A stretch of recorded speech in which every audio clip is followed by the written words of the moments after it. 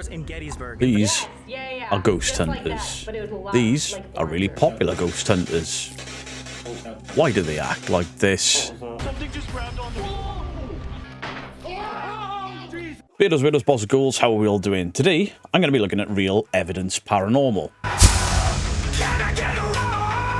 Now, they're a team that I've worked with on a few occasions. They're a team that I speak to and interact with and I game with. I have a great friendship with them. But over the weekend, they put out a video that is not only a fantastic paranormal investigation video or a ghost hunting video, but everything that happened afterwards. You see, there are a few channels, I can count them on probably my two hands, that have come to me and said things like, hey, we captured this last night, we'd love your opinion on it, here's the raw footage. There's one channel in particular that was like, hey, don't call me fake, I'll send you the raw footage, and then sent me edited footage thinking I couldn't tell the difference. So Mike and Adrian from Real Evidence, the poor guys, they go out week after week after week, they fall, they trip over stuff, they often go to these locations that other teams have been in and then they're locked up. And, you know, they were involved in Spoongate with me where 3 guys threatened to cave our heads in. And week after week after week, they put out a video. And for the most part, zero, zip, diddly squat, nothing happens. But they still go at it. They still go out every week without fail. And then I was kind of surprised to get this message from Mike where he's like, right, here's a link to my Google Drive. Something happened last night, I'm going to explain it all to you, and I want you to have a look at it, and I want you to tell me what you think. And I refused to look at the footage. I was like, nah, I'm going to wait until Saturday like everyone else. I'll watch the premiere, and then, let you know what my thoughts were. And I missed the premiere because I had my nephew over, and we were doing sort of family stuff. And the Sunday morning, I start watching this video. And I'm like, wow. That's incredible. Now, for most people, they're going to be like, wow, a wheelchair moved like 6 to 7 inches. Whoop-de-doo. Well, it ain't whoop-de-doo if you've ever been on a real paranormal investigation or a real ghost hunt where nothing happens. You'll get the odd bang, the odd knock, and most of them you can account for, which is why most of us don't bring attention to them. What happens was, Mike walks into a room, and they've turned the cameras off because they're getting ready to go home. They've got this static camera still recording as they're packing things up. Mike walks into a room and you hear him shout and swear, which is very unlike him to get freaked out. And he's like, that's just scared the shit out of me. And then he explains what he saw. Now, I've been on investigations with these guys. They always have a 10 to 20 minute break where they go outside and they vape and they leave the cameras all alone in the house running to see if it captures anything while they're away from the building.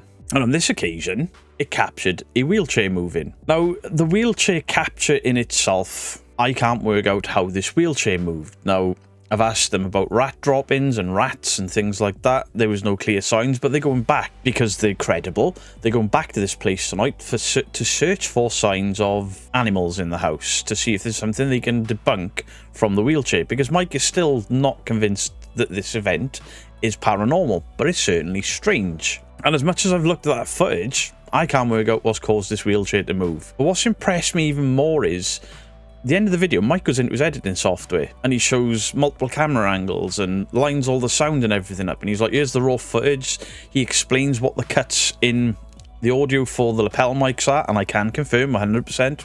I use the DJI microphones. They record in 30-minute intervals. So everything lines up perfectly well. In other words, there is no sign of tomfoolery or trickery on Real Evidence's part. So now they're looking for logical explanations that I can't give them right now, which is exciting for me. I'm not going to play too much of the footage because I want you guys to go and watch their channel. But you see all these other channels when a REM pod goes off and they run away, and the K2 spikes and they run away, and a door knocks or swings open and they run away, or nothing happens and they run away claiming there's something there. Yeah. We missed the only thing worth. It is what it is. Yeah. So they're obviously discussing the gutted. They're absolutely gutted that Mike actually saw something with his own 2 eyes and it's not on camera. So he's only got his experience without any proof to back it up.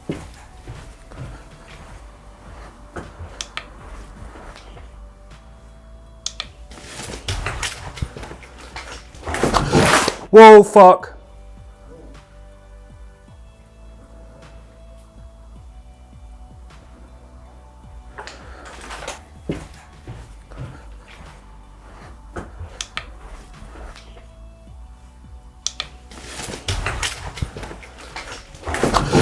whoa, fuck. We hear something move and we hear Mike, whoa, fuck, which is unlike him. He's normally very, very calm and very collected, very dismissive of things. So something has freaked him out there, and then he describes this beige thing moving that he saw with his eyes, and then upon further reflection, it may actually be the wheelchair had moved in front of his eyes, but he's got no proof. But then when they check the static cameras, so he checks the raw footage of when the cameras were left alone in the house, and there we have all of the raw footage. There's the DJI, there's the sound off the cameras, they're omnidirectional, so you get different sound bars. Everything is as it should be in his editing software. Everything. So if any of the debunkers or Beardo, you know, want to use the raw footage and try and come up with a suggestion of what happened. Imagine that. Paranormal team asking, can you debunk what is potentially the only weird thing we've ever captured in the 2 years of the channel? Fair play to them. They are more than welcome, because I'm absolutely stumped on this. So I did take 2 screenshots at the start of the investigation and the end of the investigation. So just make that smaller so we can see. So he shows some still images from his cameras. Now, my initial thought was the same as theirs.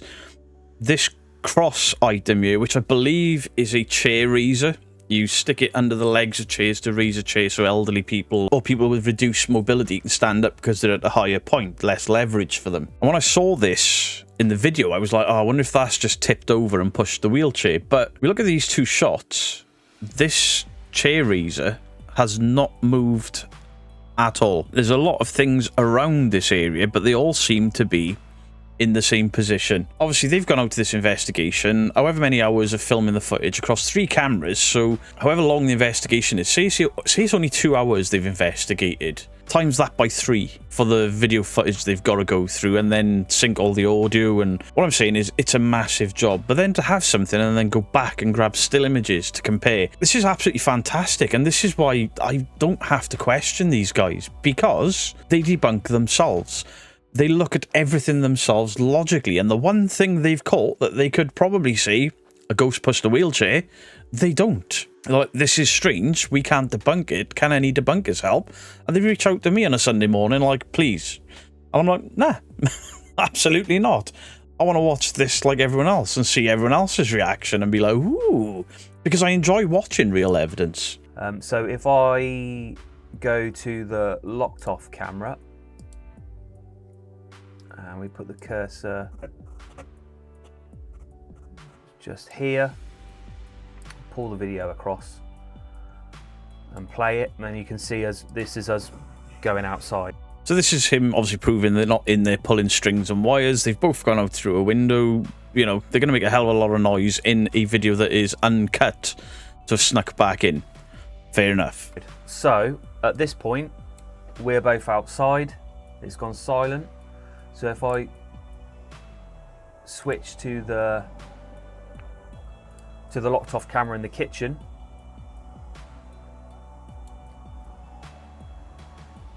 and kind of from here to here, this is where we're outside. We're not even in the building. So if you look here now, when I'm going forward and back,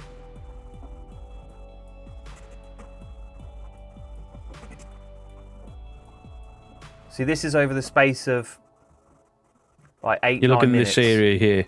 Can you notice anything here with this? So this is me scrubbing backwards and forwards over 9 minutes, like really fast.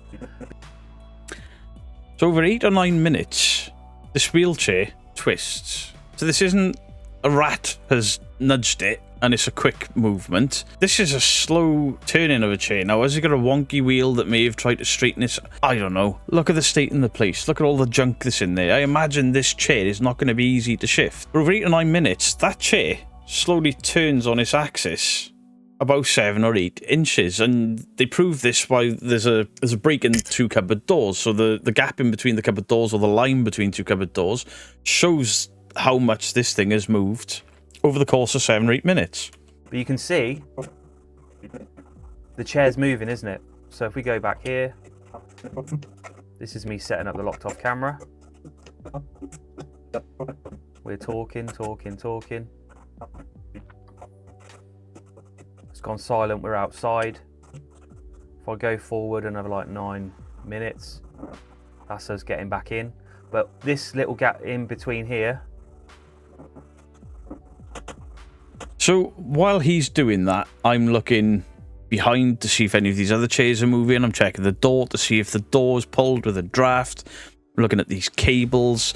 There is nothing to allude to me that somebody's in there either trying to prank us, the viewer, or to prank them, the investigators, the ghost hunters. I mean, it's 8 or 9 minutes for that chair to move. It's almost like an inch a minute, which I don't know how that happened. What caused that? Am I saying it's a ghost?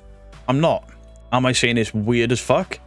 Yeah, I've spent a lot of time in a lot of buildings in this state with a lot of wheelchairs and other things, and nothing has ever moved like that for me. So in my experience, this is rare. This is as rare as rocking horse shit. Obviously, couple that with the fact that Mike walks into this room after this event and sees what he thinks is this beige thing moving, and it turns out it's probably the wheelchair, is absolutely incredible. But they've not jumped on this being a ghost. They didn't run away with it. They haven't put a wheelchair in the thumbnail with a ghost sitting in it like rah and all the rest of it. And they haven't called this, you know, the night we nearly died because a wheelchair steamrolled us or anything stupid like that. It's a scary video that puts Nuke Top 5 to shame. I agree. This does put things on Nuke's Top 5 to shame. You get all this overblown, dramatic bullshit over on the top 5 channels, not just Nuke. And then that's what people think the paranormal is. That's how they think the paranormal works. So when a team like Real Evidence or the Ouija Brothers get these small things that leaves them like, what was that? That's amazing. Could it be paranormal? And the majority of the audience is sat there like, is that it? You haven't had anything thrown at you in 2 years, and a wheelchair moves 7 or 8 inches in 9 minutes? That's crap. That's not crap. It's not just an example of how they're not just an example of how rare the paranormal is, if indeed it is real. This is an example of, if this is paranormal, how mundane it can be. 7 or 8 inches in 8 to 9 minutes. And this is exciting to them, to me, to other teams, because a few of us have discussed it. Like, maybe they've actually captured something genuine there. And instead of them just putting the video and claiming it's a ghost, they approach debunkers. They break it down in their own editing software. And then I get a message, yeah, we're going back there tonight, which was last night for me. They want to go back because I've asked about rat drop-ins and things like that. Because when you're looking, there's all these black marks. Now, are they rat drop-ins, or, I mean, gravity would have pulled those down if they were rat drop-ins, or is it just mold like everything else in there? Could their movement in the building have shifted the floor slightly and our wheelchair's just slightly turned on its axis because part of the floor has collapsed? Possibly, but we don't hear the sounds of the floor collapsing or creaking or groaning the entire time they're there. In fact, they get very little until this wheelchair moves. And they didn't even realise they'd caught it until Mike walks into a room and sees what he assumes to be a beige, like, quilt cover or something slide. And it turns out it's possibly the wheelchair moving.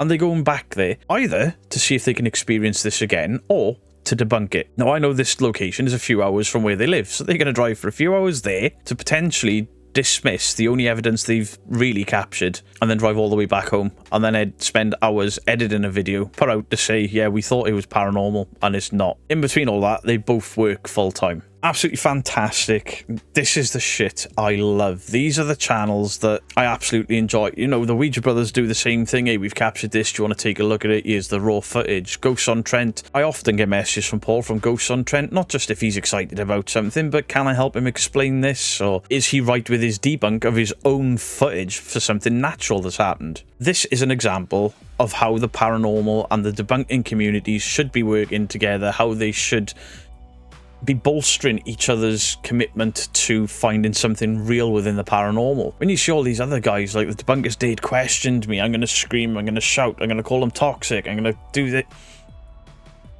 Work with us. If you're genuine, all you have to do is work with us and ask our opinions. We're not telling you that everything we say is 100% correct and you're completely wrong. It's not a ghost. It's not what we do. It's when people start jumping up and down and screaming and shouting and claiming bullying and toxicity and all of that crap to cover up for their fakery is where I start to get a little pissy with people, and then I'll take the piss, and then there's no love lost. The flip side to that is there are more and more teams doing this style of work, where if they capture something, they will go to a debunker they trust. Now, I know Papal doesn't debunk anymore, but people send him footage before they put their videos out. Can you tell us what this is? Before we put the video out and somebody says, oh, actually, that's what that is. This is about a standard that a lot of these smaller teams are adopting or adopted. Some of these have been doing this longer than I have. They just use the debunkers to bolster them now. They're aware of the debunking community and the fact that we ain't toxic. Now, I know for a fact, if I'd watched this video with a wheelchair moving and I had spotted something in the video to say, oh, hang on, there's actually a cat in there that you've missed, or a rat, or anything, if I found a logical explanation and I took that to Mike and Adrian from Real Evidence, they're not then going to go and put a video up on YouTube, sat in their car in portrait mode, crying and bitching and moaning that they're being bullied. They would probably put a community post out, go check out Beardo's video because he's found this and we agree. Or Beardo's put a video out and this is his opinion, we disagree, but it's another way to look at it. This is my experience with all of these guys.